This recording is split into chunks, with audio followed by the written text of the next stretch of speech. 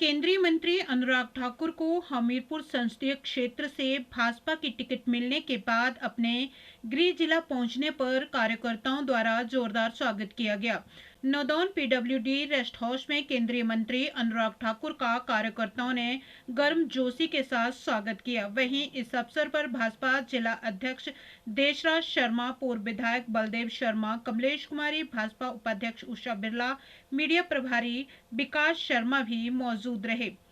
CA कानून पर अरविंद केजरीवाल और ममता बनर्जी के बयानों पर पलटवार करते हुए केंद्रीय मंत्री अनुराग ठाकुर ने कहा कि सीएए को लेकर कुछ लोग भ्रम पैदा करने में लगे हुए हैं। उन्होंने केजरीवाल, ममता और राहुल गांधी को कहा कि अब तो झूठ बोलना बंद कर दो। उन्होंने कहा कि पीएम मोदी के द्वारा सबका विकास सबका साथ पर विश्वास रखती है और बिना भेदभाव के योजनाओं को लागू करवाया है, लेकिन ये पार्टियां अपनी राजनीतिक रोटियों को सेकती है। उन्होंने कहा कि जिन लोगों को प्रताड़ित किया गया है और उन देशों में प्रताड़ना के बाद भारत में अब नागरिकता मिलेगी। उन्होंने कहा कि अपनी राजनीति के लिए नेताओं को इतना नहीं गिरना चाहिए। पार्टी ने राम मंदिर बनाने का, ट्रिपल तलाक पे कानून बनाने का, धारा 370-35 से हटाने का और इसके साथ साथ सीए कानून बनाने का हमने प्रण लिया था। हमने अपने संकल्प पत्र में कहा था, हमने सारे वायदे पूरे किए हैं और सीए को भी संकल्प से सिद्धि तक ले जाने का हमने काम किया। अब टाइमिंग की बात करते हैं, 2019 में आते हमने धारा 370-35 को खत्म कर दिया। हमने ट्रिपल तलाक पर कानून बना दिया, राम मंदिर का निर्माण करवा दिया। अब सीए पर नियम भी लेकर आए। कानून तो हमने पहले पास करवा दिया था। नियम बनने में क्योंकि बीच में कोविड भी आया, बहुत सारे और भी कारण रहे, अभी विषय चर्चा करके सब किया जाता है। और मुझे लगता है जो 70 साल तक कांग्रेस नहीं दे पाई थी, नेहरू जी ने विभाजन के समय कहा था, हालांकि विभाजन किस नाम पे विभाजन हुआ था? धर्म के आधार पे, धर्म के आधार पे हुआ था ना।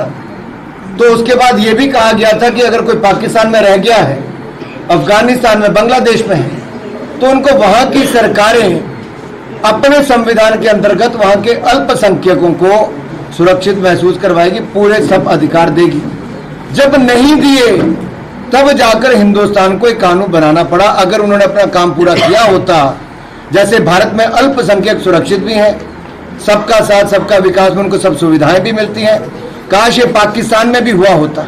वहां नहीं हुआ, तब जाके भारत को एक कानून सीएए का बनाना पड़ा। कानून है, लोकसभा राज्यसभा दोनों ने सीएए को पास किया। अब तो नियम बनकर भी सामने आ गए और ये तो लागू होगा ही। इससे किसी की नागरिकता नहीं जा रही, नागरिकता देने का काम हो रहा है। यानी कि पाकिस्तान, बांग्लादेश या अफगानिस्तान में अगर कोई अल्पसंख्यक उस देश का, यानी कि हिंदू, सिख, ईसाई, बौद्ध, जैन, पारसी, ऐसे किसी के साथ प्रताड़ना होती, पीड़ित महसूस करता है, उसके परिवार को जबरन धर्म बदलने के लिए मजबूर किया जाता है, या फिर उनकी बेटियों के साथ जैसे जबरन ब्याह किए जाते हैं, उन सबको अब हिंदुस्तान में आकर अगर उनको जरूरत कभी पड़े तो एक अवसर उनको मिल रहा है कि वो नागरिकता ले सकते हैं। देश में ऐसे बहुत सारे लोग कई वर्षों से बसे हुए हैं जो शरणार्थी तो हैं लेकिन नागरिकता नहीं है, सुविधाएं का अभाव है। अब उनको नागरिकता भी मिल जाएगी। ऐसे बहुत सारे दलित परिवार हैं, सिख परिवार हैं, बौद्ध है, पारसी, जैन भी हैं, हिंदू भी, जिनके साथ अन्याय हुआ, उनकी बेटियों की इज्जत लूट ली गई, जबरन ब्याह कर दिया गया। कहाँ जाते वो बेचारे? आज मोदी जी ने उनको नागरिकता देने का काम किया, लेकिन कुछ लोग भ्रम पैदा कर रहे हैं और आज उनके घर के बाहर प्रदर्शन भी किया इन लोगों ने आके। केजरीवाल जी, ममता जी, राहुल गांधी जी, अब तो झूठ बोलना बंद करो। पढ़े लिखे होकर भी आप भ्रम पैदा करते हो।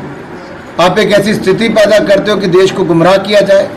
मैं अपने मुस्लिम भाई और बहनों से कहना चाहता हूं, मोदी सरकार तो सबका साथ सबका विकास और सबका विश्वास, इसी में विश्वास रखती है। हमने जो कुछ योजनाएं लेकर आए बिना भेदभाव से उसको लागू करवाया, लेकिन ये जो पार्टियां हैं ये अपनी राजनीतिक रोटियां सेकती हैं। माननीय गृह मंत्री जी ने स्पष्ट किया है, किसी की नागरिकता नहीं जा रही बल्कि नागरिकता मिलने का काम हो रहा है। किसी का रोजगार नहीं जाएगा। ये तो वो हैं जिनको प्रताड़ित किया गया उन देशों में जहां कानून व्यवस्था चरमरा गई थी, जहां पर इनकी बहन बेटियों को दिन दिहाड़े उठाकर 14-14 साल की बच्चियों को जबरन ब्याह करने पे लगा देते थे। क्या बीती होगी उस माँ बाप के ऊपर जिसके सामने उसकी बेटी को उठाकर ले जाते हैं और उनके साथ वो किया जाता है जो कोई माँ बाप कभी शायद स्वीकार ना करे। लेकिन शायद ममता जी के दिल में ममता उन बहनों के लिए नहीं है। केजरीवाल जी, एक बार देखिए उन बेटियों पर क्या बीतती होगी।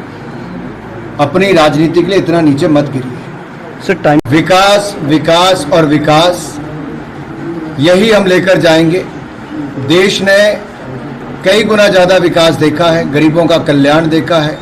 पहले से सुरक्षित देश अपने आप को महसूस करता है। देश का मान सम्मान बढ़ा है और अब तो दुनिया की 5वीं सबसे बड़ी अर्थव्यवस्था बने हैं और 25 करोड़ गरीबों को गरीबी रेखा से बाहर निकाल कर लाए हैं। यही नहीं, दुनिया की उम्मीदें आज भारत और भारत के नेतृत्व पर टिकी और दुनिया को लगता है भारत का विकास होगा तो दुनिया को भी उससे फायदा होगा।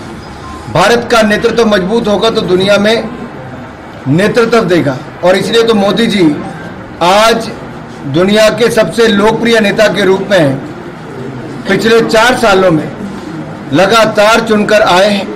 78% से ज्यादा उनका वोट उनको मिलता है। ये अपने आप एक बहुत बड़ी उपलब्धि है और मुझे पूर्ण विश्वास है देश की जनता जो मोदी जी को सर आंखों पर बिठाती है वो चाहती है कि हमारी सेना और मजबूत हो, नौजवानों को और रोजगार से रोजगार के अवसर मिले।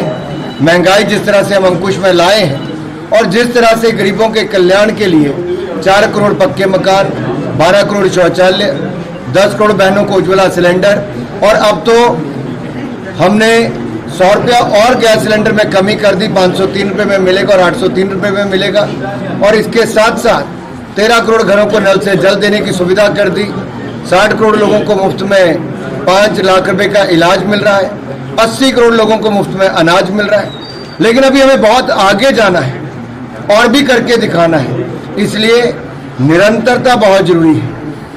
निरंतरता इसलिए जरूरी है ताकि ये जो योजनाएं हैं हम ऐसी योजनाएं और भी ला सके और देश का चहुमुखी विकास फिर करवा सके।